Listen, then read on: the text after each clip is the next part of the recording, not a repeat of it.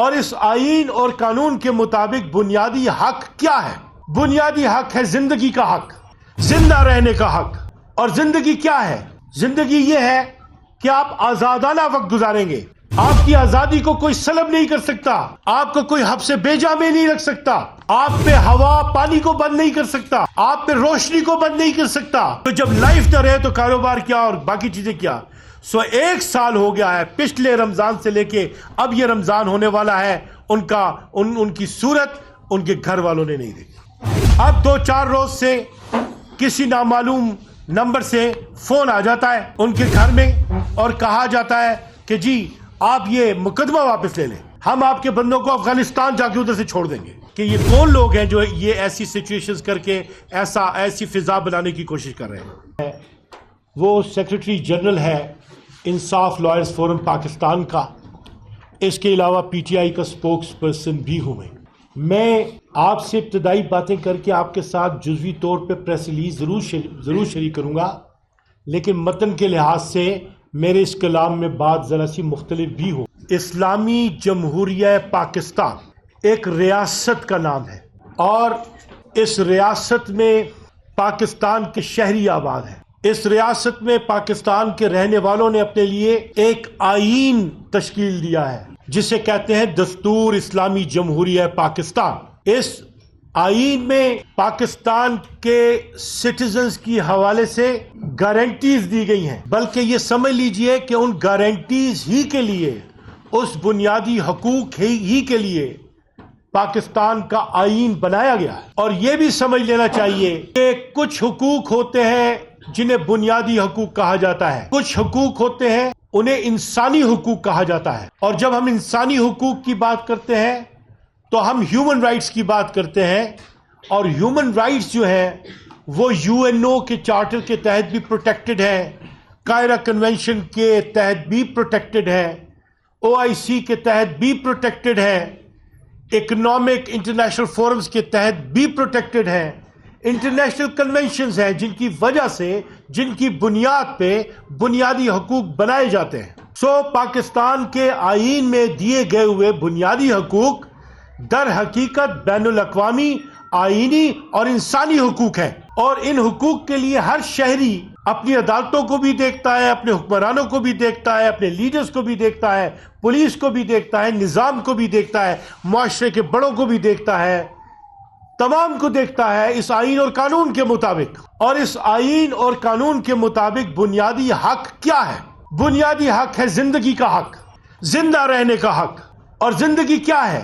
زندگی یہ ہے کہ آپ آزادانہ وقت گزاریں گے آئین قانون کے مطابق، آپ پروٹیکٹڈ ہوں گے، آپ کی آزادی کو کوئی سلب نہیں کر سکتا، آپ کو کوئی حبس بیجا میں نہیں رکھ سکتا، آپ پہ ہوا پانی کو بند نہیں کر سکتا، آپ پہ روشنی کو بند نہیں کر سکتا، آپ کے ساتھ جو بھی سلوک ہوگا آئین اور قانون کے مطابق ہوگا۔ یہی وہ حق ہے جو باقی تمام تر حقوق کو جنم دیتا ہے۔ آج معظم لا فرم نے جس کیس کو ایکسپٹ کیا ہے وہ آئینی، بنیادی اور بین الاقوامی قانون کی ایک عجیب ڈیمانڈ آپ سے کر رہا ہے، آپ کے سامنے رکھنا چاہ رہا ہے۔ میرے ملک میں پاکستان میں 1 سال ہو گیا ہے 4 بھائی جنہیں اغوا کیا گیا، اٹھا لیا گیا، جن کی CCTV فوٹیجز بنی، جس پہ SHO حیات آباد موجود تھا، جس میں یونیفارم میں لوگ موجود تھے، وہ CCTV فوٹیجز وغیرہ جو ہیں وہ بھی ساری اکٹھی ہوئی اور 4 بھائیوں کو اغوا کر لیا گیا۔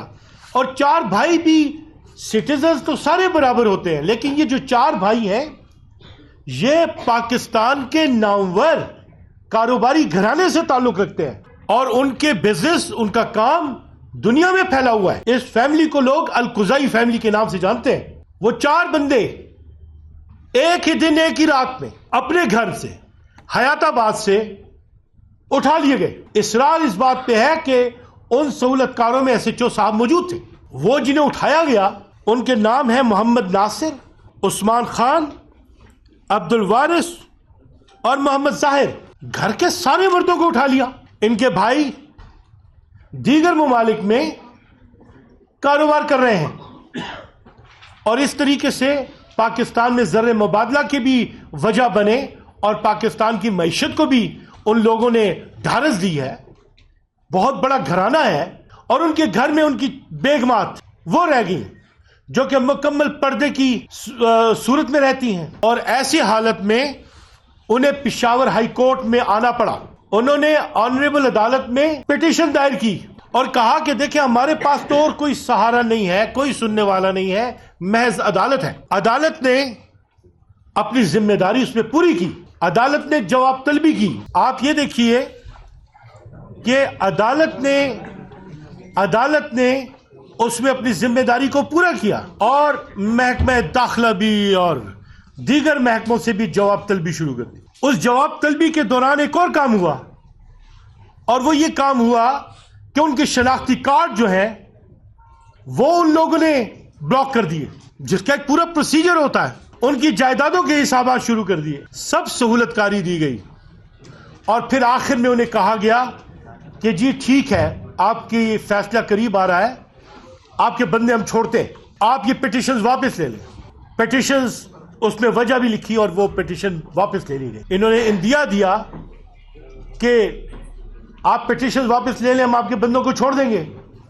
پٹیشنز واپس لے لی گئی، بندوں کو نہیں چھوڑا، اور پورا زور انہوں نے لگا دیا اس بات پہ کہ ان کے جو شناختی کارڈ والا کیس ہے اس پہ فیصلہ کرائیں. اور جو معظم لا فرم نے جو ایویڈنس کلیکٹ کی، اس کو دیکھتے ہوئے ہم نے یہ اس نتیجے پہ پہنچے کہ آئین اور قانون اور ریاست کی گارنٹیز یہ بتاتی ہیں کہ ہمارے ریاست کے اہم ادارے ہیں، وہ اہلیت بھی رکھتے ہیں، صلاحیت بھی رکھتے ہیں، قابلیت بھی رکھتے ہیں، اثر بھی رکھتے ہیں، رسوخ بھی رکھتے ہیں، اور اتنی کیپیسٹی رکھتے ہیں کہ بازیاب کر سکتے ہیں ان مغوی افراد کو.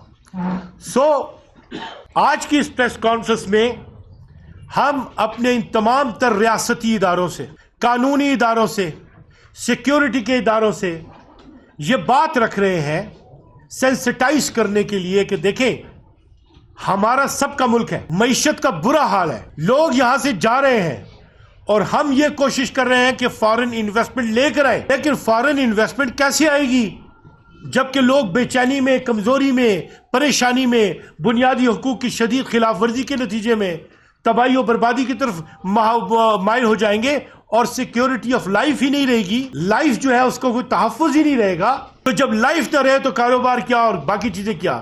1 سال ہو گیا ہے پچھلے رمضان سے لے کے اب یہ رمضان ہونے والا ہے، ان کی صورت ان کے گھر والوں نے نہیں دیکھی.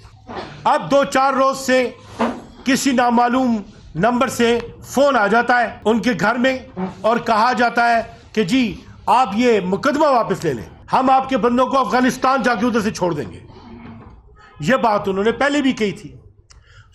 جب ایسی کالز آئیں تو پھر تو ہمارے قانونی ادارے جو ہیں یہ ان کا کام آ جاتا ہے کہ ان کے ساتھ ساری معلومات شیئر کی گئی ہیں تو وہ اس پہ اپنا عمل درآمد کریں اور ہمارے بندوں کو لے کر آئیں. پھر دوسری بات یہ کہ ہمارے ان کلائنٹس نے یہ کہا ہے کہ ہم کسی کے خلاف کوئی کارروائی کرنے والے نہیں ہیں، ہم کاروباری لوگ ہیں، پرامن لوگ ہیں، آپ ہمارے بندوں کو چھوڑیں، ہمیں باقی کسی چیز سے لینا دینا نہیں ہے.